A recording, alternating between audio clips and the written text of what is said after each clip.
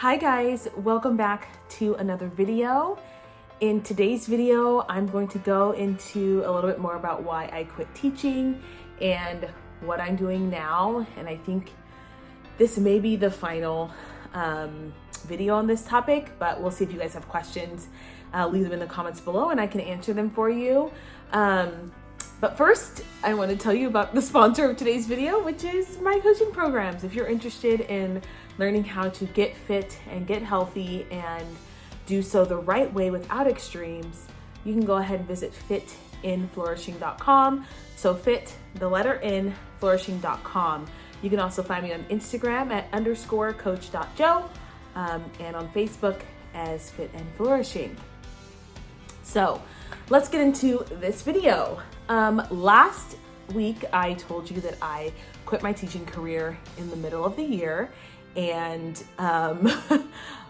felt zero regret about it, really. And I kind of told you about sort of some of the structural reasons. But today I want to get into a little bit more depth about what I think is happening in the public education school system and the burnout that I was feeling really as a result of teaching. And so first, I want to say that it's really hard for kids to care about education if their parents are not invested. And when you're working in a school where education is not a priority, that you get the result is that kids are not invested in their education for the most part. And that's just substantially challenging on a teacher, right? It's hard to convince someone to drink water if they don't think they're thirsty. And now you have to go make them thirsty and then hope that they want to drink the water. And so one of the main reasons that teaching became so stressful and it was highly a toxic environment is that kids were not invested and everybody was pretending like they were. Parents were not invested and we were all pretending like they were. And it just felt like we were living a bit of a lie, to be honest with you. All right, the second reason and second thing that I noticed when I was teaching is that kids no longer had a desire to go to college. And I want to blame, oops, I have my AirPod in. That's not me too. I want to blame Instagram and social media, right? Because there's a lot of these posts going around that say people wasted their money on college and blah, blah, blah. And yes, I actually agree with that. I do agree that people wasted their money on college and a lot of people don't even use their degrees. But what I don't agree with is throwing the baby out with the bathwater. So a lot of people, instead of looking at that as a nuanced perspective, it's like, well, I don't want to go to college, so why should I care about the work that I'm doing in my high school? Because for so long, we pretty much told kids that the only reason why they need to do well in high school is to go to college. And now that, everybody wants to be a social media influencer, everybody wants to do something that doesn't require, maybe the technical education, we're seeing that kids are like, well, I'm just going to go do this instead. That was literally what I heard quite a bit. I had a conversation with my class about college and they were like, well, why do we need to go to college? There's so many people who are successful who didn't go to college. And it's like, okay, but maybe you're not them. And so what I was seeing is that people, especially high schoolers, were not seeing the value in their education because it was pushed solely for the purpose of going to college. And I don't know, this is controversial and probably people won't agree with me, but I hate when I hear people say two things. Number one, I hate when I hear people say, I'm never going to use this algebra. I'm never going to use this geometry. That ain't the point of algebra and geometry. The point of algebra and geometry is for you to practice using certain neural pathways in your brain so that you can actually learn to think critically. That is the purpose of algebra and geometry. And you are 100% correct. You probably aren't going to use too much geometry or algebra in your life, though I personally do in my finances and when I'm doing design or anything with my in my house. I use the geometry that I know, but I get the point, right? But I hate when I hear people say that because what they are doing is completely negating the critical thinking piece and the habit-based practices that are necessary to be successful. I mean, I don't know anybody who's successful who doesn't know how to do things that they don't want to do when they have to do them. And literally that is the entire education system. And it has its flaws. But the fact that we have people saying well, I don't really need it. I don't when am I going to use this? And this is becoming more and more abundant where it's what's the point of this? It was not valued. And especially because, like I said, we have these people who are now coming out saying, well, I'm making hundreds of thousands of dollars doing this latest and greatest thing that does not involve college or anything like that. So it's hard to help students stay motivated when there's no need for them. They don't even see a perceived benefit to being in school. And I don't think college is for everyone. I actually, I have a strong belief that there should be trade schools, and we need them badly. And they took away wood shop, and they took away mechanic, and they took away, and these things were so necessary. Like, I should tell you this story. It's so heartwarming. Like, I cry every time I think about it. I had these two boys. Now, I can't remember if I was teaching 7th or 8th grade. I think they were in 8th grade, but they're a wild child, drive you to drink child, like just wild. And I mean, we had a very good relationship, and they weren't doing not one thing in class. And one day I was doing athletic director stuff, so I had to line the soccer fields with paint, like spray paint. And this kid, I was like, he goes, you have to line the fields, Miss G? And I said, yeah. He goes, I'll do it. And he goes, yeah, my dad paints the parking lots and I help him all the time. And I was like, are you sure? And he's like, yeah, I can do this. I hand him a soccer field with a circle and everything, and like the line and the dimension. He's like, I got you.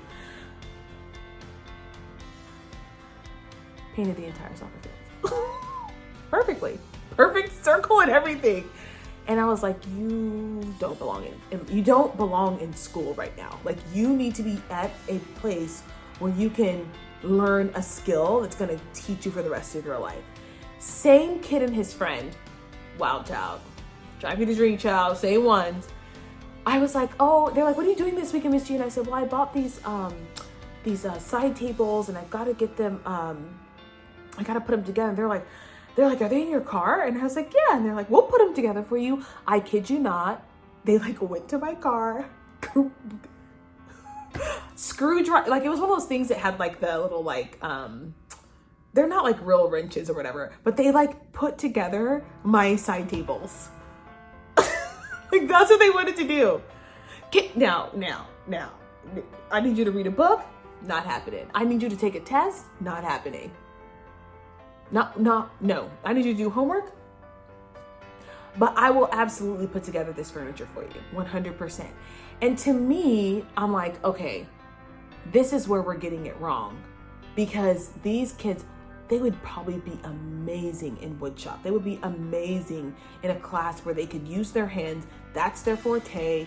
The system has failed them in a sense. They didn't get the education they needed in the beginning. Okay, where would they best be served? And so there was a lot of that in education, and it's hard. And lastly, you guys, student behavior was just a mess. They were cursing teachers out, and it was like, I think I kind of mentioned this last time, it's your fault. Kids were just like smoking weed, and just, there's no boundaries. And there was very little respect for teachers and educators. And like, I worked in private schools too, and it's a different kind of disrespect, but it's still there. It's a different kind of disrespect, but it's still there. And I think what burns teachers out, and for me, what burned me out in terms of teaching, was all of those things combined with a pandemic. And then really having to play multiple roles: therapist, counselor, teacher, parent, coach, friend, like all of these roles, and then having to deal with that behavior. And it was just like constant beating. And I'm like, I'm getting paid how much? I'm spending how many hours of my day to do this? And I touched on this in the last video too, where at some point, because of what parents cannot do, teachers are stepping into that role, and they're expected to like thankless, self-sacrificing hours upon hours. And in the Bay Area, I can't even survive. I can't survive in the Bay Area working 14 hours a day and living like that's not thriving.